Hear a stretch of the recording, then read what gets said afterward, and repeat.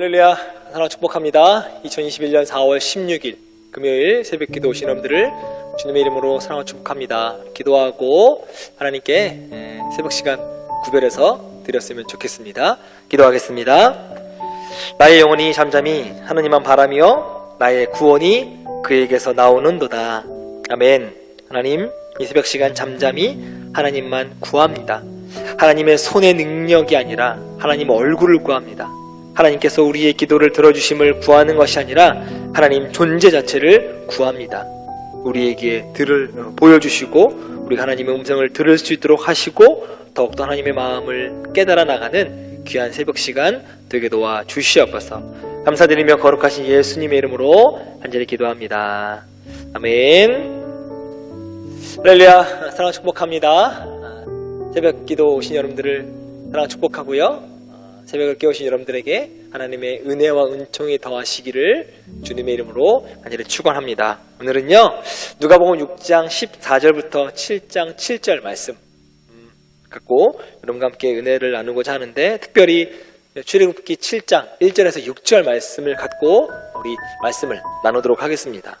우선 먼저 출애굽기 1장부터 6장까지 이야기를 보면 출애굽의 지도자인 모세가 어떻게 탄생했고 또 성장했고 소명을 받았는지에 대한 이야기가 나오고요.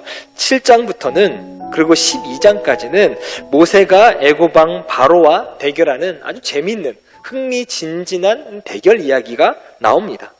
인간적으로 한번 보시기 바랍니다. 모세와 바로왕, 누가 이길까요? 인간적으로 본다면 게임이 되지 않습니다. 모세는요, 미디안 광야에서 막대기 하나 가지고 양을 치던 목동이었습니다. 그것도 40년 동안 양을 치던 목자로만 살았던 사람입니다. 반대로 바로왕은 누구죠? 세계 최강대국의 지도자, 최고 권력자이고요, 천군 만마를 소유한 사람입니다. 모세하고 바로왕의 싸움을 그냥 표면적으로 이야기하면 바위로 계란치기? 아무리 쳐봐야 계란만 깨지고 바위는 큰 흔적이 남지 않습니다. 어떻게 바로왕이 이길 수 있었을까요? 인간적으로 본다고 한다면 목자가 왕을 어떻게 이길 수 있겠습니까? 근데 우리 출애굽기 7장부터 12장까지를 보면 누가 이기냐면, 인간적으로 볼 때는 바로가 100번 싸워 100번 이길 것 같은데 누가 이기냐면 모세가 이깁니다. 그것도 대승을 거둡니다. 어떻게 이렇게 모세는 승리를 거뒀고 바로왕은 처절한 패배를 할 수밖에 없었는가 라고 하는 건 이 두 사람의 마음에 달려 있었다라고 하는 거죠. 성경은 뭐라고 이야기하냐면 바로왕을 강팍한 마음을 가졌다라고 이야기하고 모세는 부드러운 마음을 가졌다라고 이야기합니다. 즉 이렇게 승패가 나눌 수 있었던 건 두 사람의 마음이 달랐기 때문이라고 이야기합니다. 부드러운 마음을 가진 모세는 승리했고요, 강팍한 마음을 가졌던 바로왕은 패배했다라고 하는 겁니다. 여러분 지금 어떤 마음을 갖고 계신가요? 왜 우리의 마음이 중요하냐면 하나님께서 이 마음을 통해서 우리 인간을 상대하시기 때문입니다. 우리가 하나님을 구주로 믿는다고 할 때 여러분 머리로 믿는 거 아니잖아요. 우리가 감정으로 믿는 게 아닙니다. 기도하다가 찬양하다가 눈물 조금 흘렸다고 우리가 하나님을 믿는다라고 말하진 않습니다. 머리로 성경 몇 번 읽었다고 해서 믿는 게 아닙니다. 바로 사람은 마음으로 예수님을 믿는다라고 고백합니다. 로마서 10장 10절 말씀에 이렇게 이야기합니다. 사람이 마음으로 믿어 의에 이르고 입으로 시인하여 구원에 이른다라고 말씀합니다.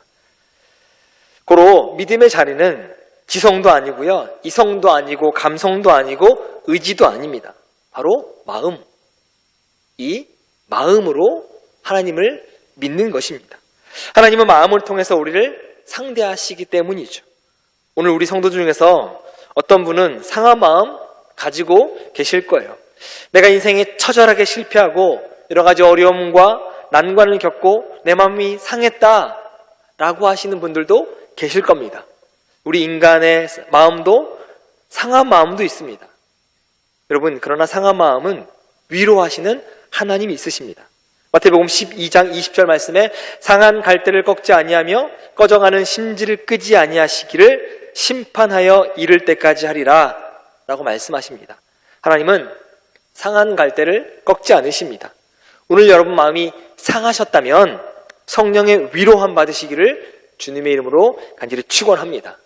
그러나 하나님께서는 강팍한 마음을 그대로 버려두지 않으신다는 거예요.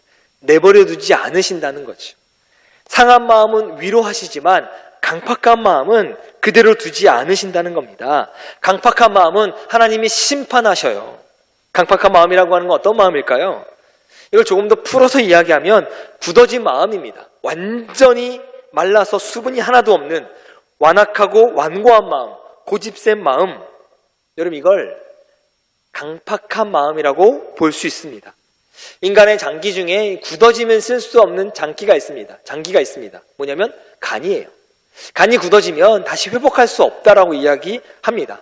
술 많이 먹고 담배 많이 피고 그러면 간이 약해지게 됩니다.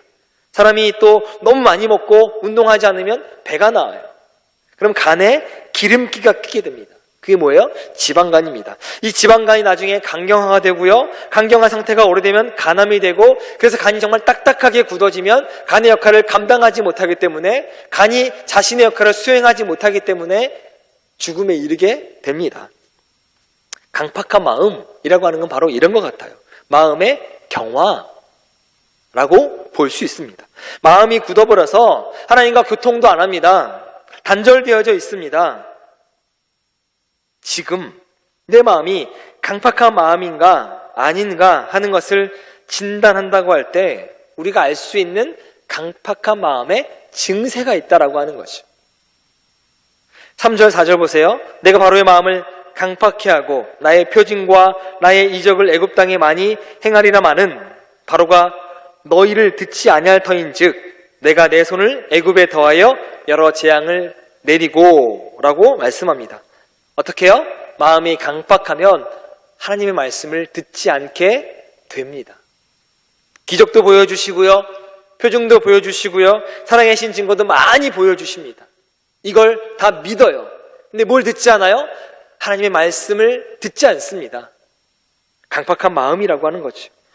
믿음을 갖고 싶다면 하나님의 말씀 듣는 여러분 되시기를 주님의 이름으로 축복합니다.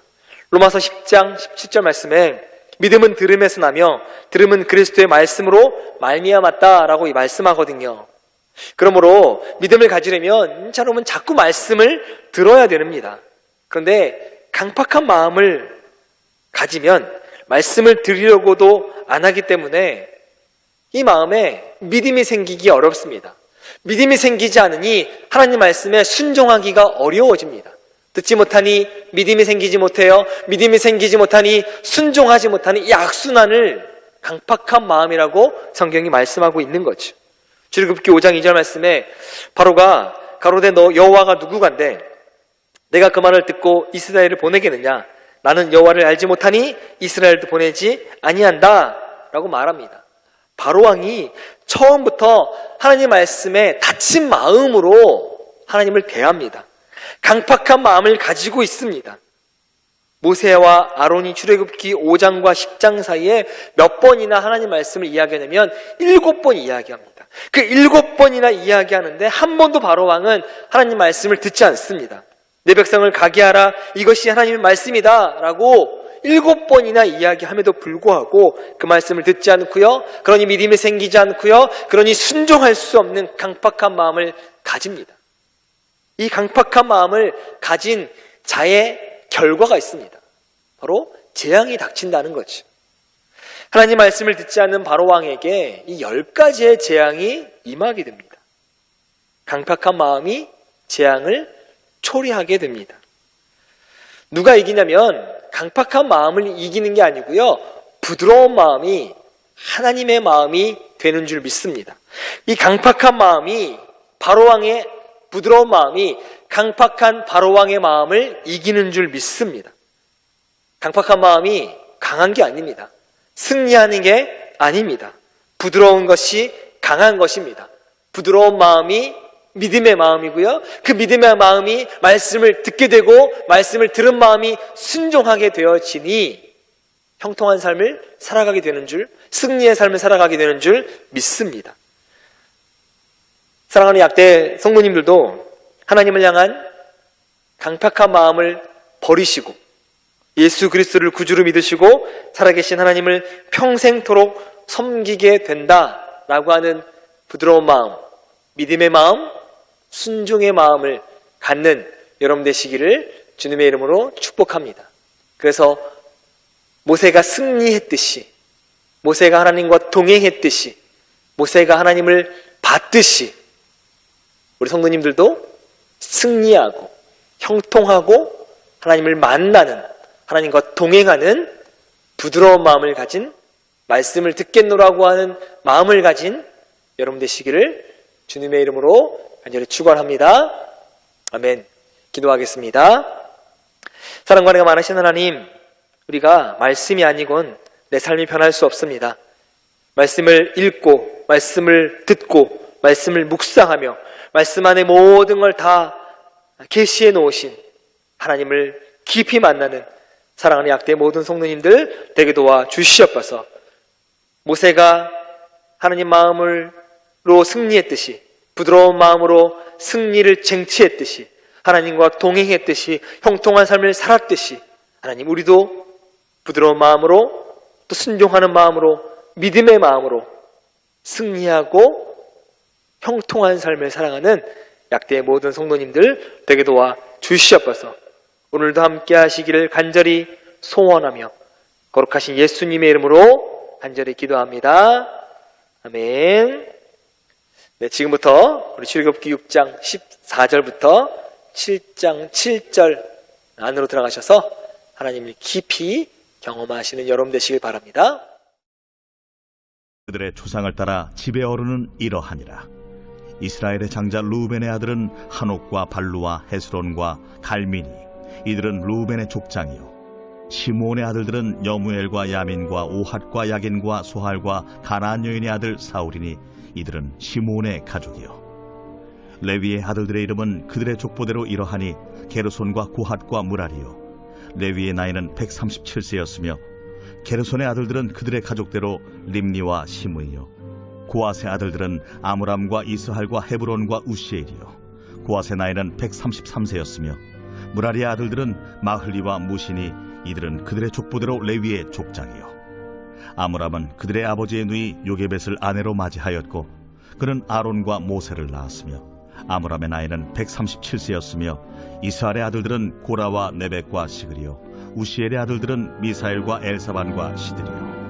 아론은 암미나답의 딸 나손의 누이 엘리세바를 아내로 맞이하였고 그는 나답과 아비후와 엘르아살과 이다마를 낳았으며, 고라의 아들들은 아실과 엘가나와 아비아삽이니, 이들은 고라 사람의 족장이요. 아론의 아들 엘르아살은 부디엘의 딸 중에서 아내를 맞이하였고 그는 비느하스를 낳았으니, 이들은 레위 사람의 조상을 따라 가족의 어른들이라. 이스라엘 자손을 그들의 군대대로 애굽 땅에서 인도하라 하신 여호와의 명령을 받은 자는 이 아론과 모세요. 애굽 왕 바로에게 이스라엘 자손을 애굽에서 내보내라 말한 사람도 이 모세와 아론이었더라.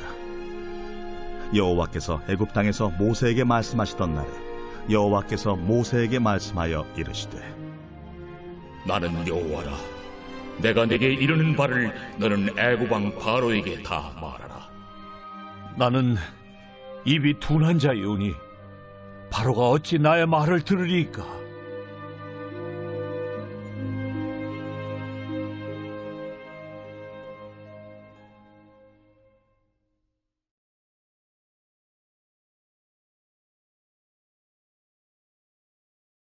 제 7장.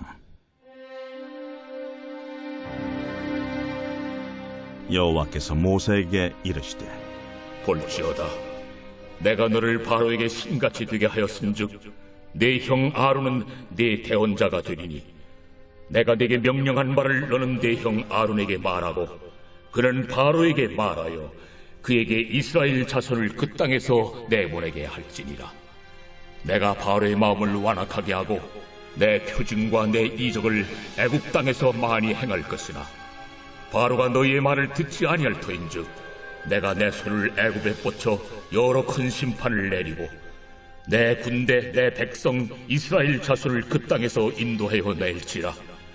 내가 내 손을 애굽 위에 펴서 이스라엘 자손을 그 땅에서 인도하여 낼 때에야 애굽 사람이 나를 여호와인 줄 알리라. 하심에 모세와 아론이 여호와께서 자기들에게 명령하신 대로 행하였더라. 그들이 바로에게 말할 때에 모세는 80세였고 아론은 83세였더라.